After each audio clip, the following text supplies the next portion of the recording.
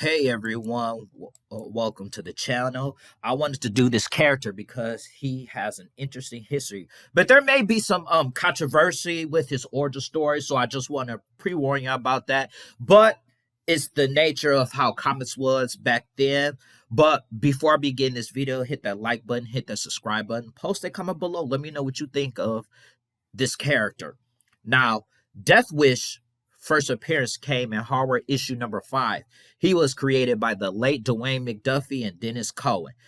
Now, I must tell y'all, Deathwish origin is really a messed up origin, and it's extremely controversial. You see, Wilton Johnson was an average guy who used to have a violent life, implying he led a life of crime at some point in his life.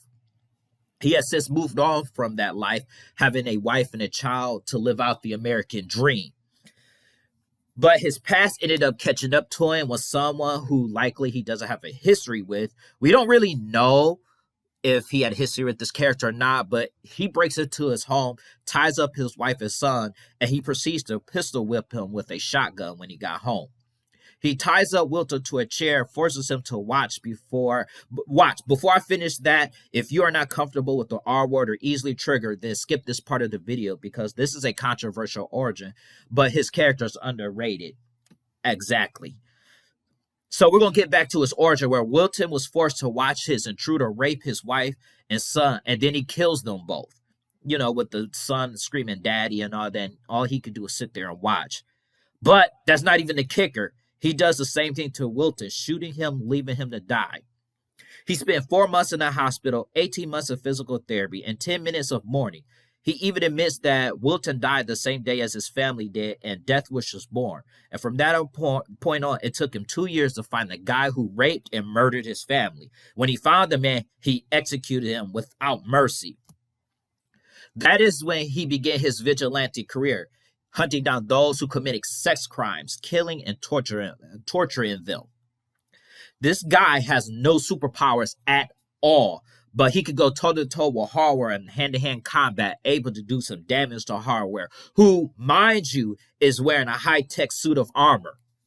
He is also fast enough to dodge traps and weaponry from hardware's Omni Cannon. He is able to take superpowered shots from hardware who could keep pace with other Milestone powerhouses like Holocaust and Icon.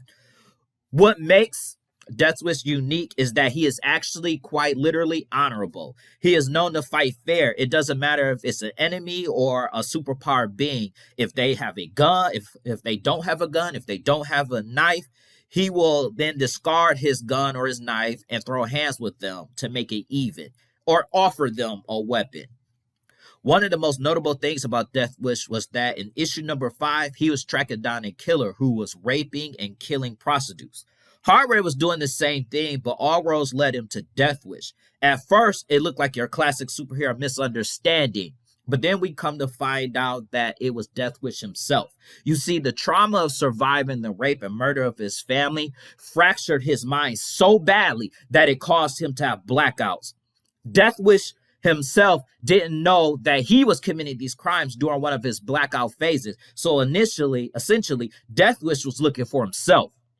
Hardware hits him with the hard truth, and when he realizes it and remembered everything, he confessed to the crimes and ended up letting the cops cuff him and take him to prison. Something you don't see in characters and anti-heroes often.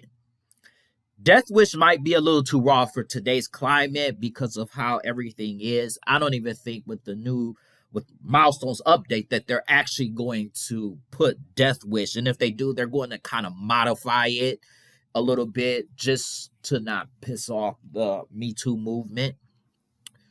But one of the things that Deathwish did, especially in the solo series, was he introduced us to a transgender character by the name of Marissa Rom, who was actually Lieutenant Martin Rom.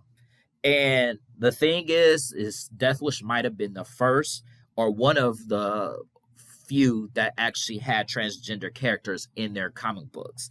And the thing about Deathwish is that he doesn't really have a whole lot of history to work with. And for the most part of his appearances, were mostly in hardware. So he had, I think, believe 10 appearances in hardware, and then he got his own 4 issue or 5 issue miniseries of his own solo series. So I would just tell y'all to read some hardware and then maybe read his solo series if you guys are interested in this particular character. I do want to just say that I thank you guys, and I really appreciate that you guys for listening to me, and the people are sticking with me through this journey as we are growing. Power Knights, we are going to grow and get bigger and bigger, and I appreciate each and every one of y'all. I thank you. We will continue this the next time. I will catch you on the next trip. Peace.